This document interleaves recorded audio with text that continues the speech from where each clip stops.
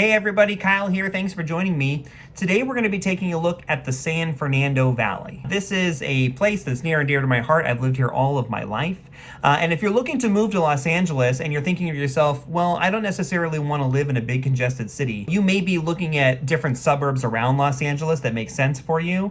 And the San Fernando Valley is a great option. The San Fernando Valley actually contains a large portion of the city itself, and it's as different from downtown Los Angeles as night and day. In the San Fernando Valley, you can say goodbye to skyscrapers, the one-way streets, the paved public lots, and say hello to tastefully urbanized areas, parks, easily accessible shopping, and navigatable streets. Okay, the amount of one-way streets versus the middle of the city, it's not even comparable. Now, even if you live in Los Angeles already, or even if you live in the San Fernando Valley and maybe you're looking to move locally, it might be time to take a look at the San Fernando Valley from a bird's eye point of view. Take a look at sort of the scope of where it's situated amongst the other areas of Los Angeles, and also to take a look at how the housing market differs from neighborhood to neighborhood. Maybe you're deciding to look for something local in the valley, but are looking for something more affordable.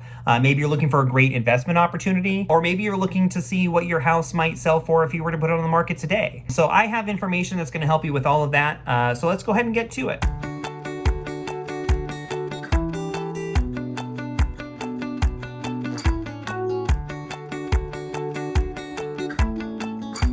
Now, this channel is called Living in the San Fernando Valley, so my goal is to give you all of the information you need if you're looking to move to, if you're looking to buy, sell, or invest in real estate here in the San Fernando Valley. Please feel free to reach out.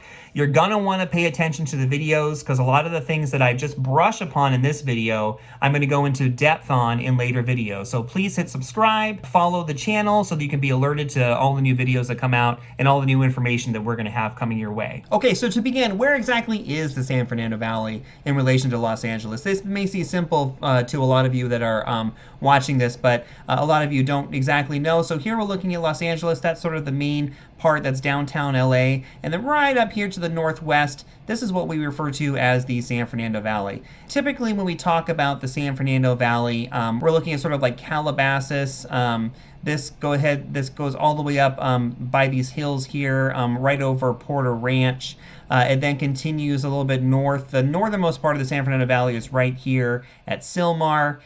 This then, it hugs these little hillsides that are right here, goes around Burbank, and then traditionally it also includes Glendale as well, and we'll talk about Glendale. We're going to be going just to the south of Sherman Oaks, Encino, Tarzana, this area right here. Now, of course, as you're looking at this, you'll see all of the different neighborhoods of Los Angeles. Within the San Fernando Valley, there are a few places that are their own cities. Glendale, which is right here, Calabasas, Hidden Hills, San Fernando is actually its own city. So even though it's in the San Fernando Valley, even though it's in LA County, there are a few areas that are their own cities. They have their own governances, but most of them are actually neighborhoods in the city of Los Angeles. It's very central to a number of areas. So you'll see right here in the Central Valley in this little square as we kind of zoom up, you'll see California State University Northridge. It's actually my alma mater. CSUN is the local Cal State, and actually the existence of Cal State Northridge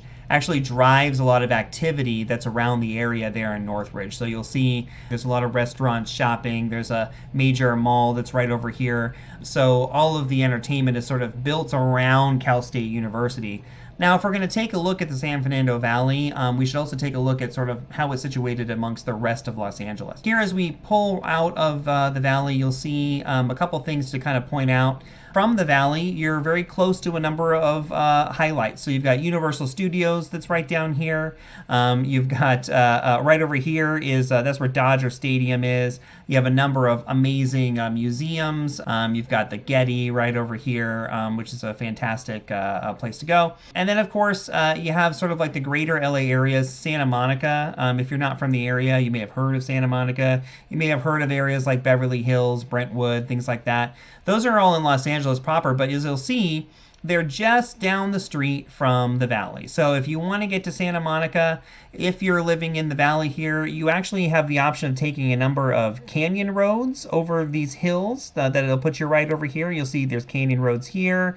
that go just right over the hill. And then, of course, if you want to get to the beach, you can go ahead and drive right over here. You'll see you take the 101 freeway, which runs right across the valley. And then you make your way down one of these canyons and you'll end up here in Malibu. Some beautiful areas down there. So yeah, while Los Angeles has a lot of history, it has things like the Griffith Observatory, it has Dodger Stadium, it's got the skyscrapers of downtown.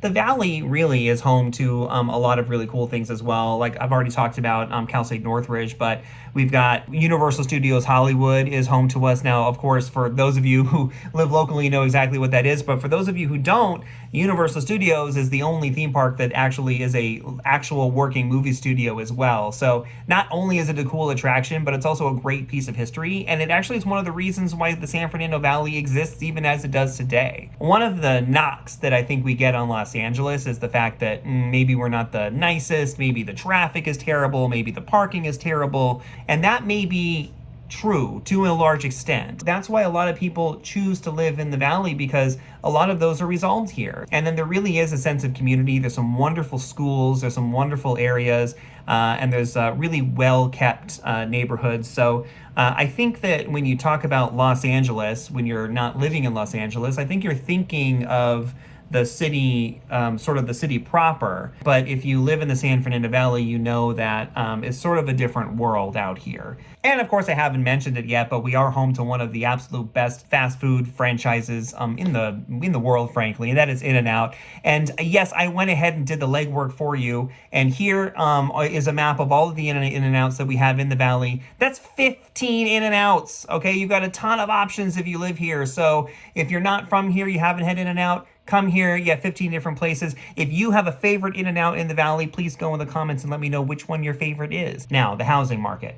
So here we have our map of the San Fernando Valley. I went ahead and pulled up a few different zones, and I put down the average listing price for each area here. So as you'll see, down here on the to the south of the valley is really where we have sort of like the homes that are a little bit more expensive. They're usually more expensive because they're right there against the hills. They have access to the 101 freeway. There's a lot of room for larger estates. So you have options for a little bit more higher end options to live over there. So if you are looking for something private, you're looking for something large, something sprawling, then, you know, Encino is going to be a great option for you. Woodland Hills, Tarzana, Sherman Oaks. You'll see in the Central Valley, so if you take a look at, say, Reseda, you're looking at a lot less of an average listing price there. And then you'll see as you go north, up on by Porter Ranch or Granada Hills, the prices, you know, raise again. And again, it's because you're up against sort of the northern hills, and you're also close to another freeway as well. So you'll see in the central portions, it's a little bit less, and then as you stick to the freeways and the hills, prices go up just because there's more variety in the housing that's available and the construction. So that's something to consider. Now, when you take a look at this map, you know, some of it is a little, not misleading, but, you know, for example, Northridge. Northridge is such a huge area, and it takes such a chunk of the San Fernando Valley. So as you're looking at Northridge and you see that the prices are higher there, Northridge has many neighborhoods even within itself. So as we take a look at Northridge, if we take a look at this map right here, this shows like the entirety of Northridge. There's In-N-Out. And then as you take a look at, say, this section here, so if we take a look at the northwestern section of Northridge, you'll see that the average home price there is $1,250,000, and that's the average listing price for that section, and that falls in line with sort of the average of Northridge as a whole.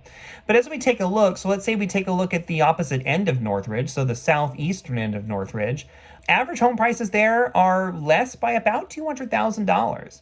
And then even if you get a little bit more specific, if you go into some of the smaller pockets, so you look at this pocket that's a little bit to the west of the area that we just looked at, the average home prices in this little pocket of Northridge is $840,000. So, you know, even within a large area, you'll find that there are different options available to you. And this is exactly why, you know, if you're looking to buy or sell a property, you don't just look at, you know, the zip code in general. What you want to do is you want to talk to a professional. You want to get somebody who's a local expert that's going to be able to contextualize a lot of the information that you're looking at. Now, if you're looking to purchase a property as an investment, again, there are a few things to know about the Valley. I mentioned before that there were areas such as Burbank and Glendale and Calabasas that were part of the Valley that are actually their own cities. So this is important because If you're an investor and you're looking to buy a home, let's say you buy a home that has an ADU, and you are looking to make this into a multifamily property. Well, if you're in the city of Los Angeles, obviously multifamily properties are going to be subject to certain laws and regulations. They may have rent stabilization ordinances that are in play. And then, if you do your research on the city of Los Angeles, when you go in and you buy a property that has multiple units, you're also going to want to take a look at the regulations for the other cities as well. So don't just assume that the San Fernando Valley has all the same laws. The city of Burbank and the city of Glendale have very different laws for multifamily properties, for rental properties, investment properties than the city of Los Angeles does. And that even goes down, even if you're not buying in a multifamily property, if you're looking for a property yourself. And let's say you want to do some construction. Let's say you want to take the sunroom and you want to make it into like an extra room, and then you're going to sell that home. Well, you may have to pull permits from the city to do that construction. And so if you pulling permits in the heart of the valley there in Northridge, where it's actually Los Angeles, that's going to be a different entity that you're going to deal with than if you're in Glendale or Burbank. There are a few things that you want to keep in mind as you're looking to move to different areas. Again, sort of like the Central Valley area is mostly the city of Los Angeles, but then on the outskirts of the valley, you do have areas that are their own cities that have their own agencies, their own regulations. So you'll want to keep that in mind as well. All right, so for those of you who did not know what the San Fernando Valley was, or where it was, or exactly how it was situated before, hopefully this gave you a little bit of information.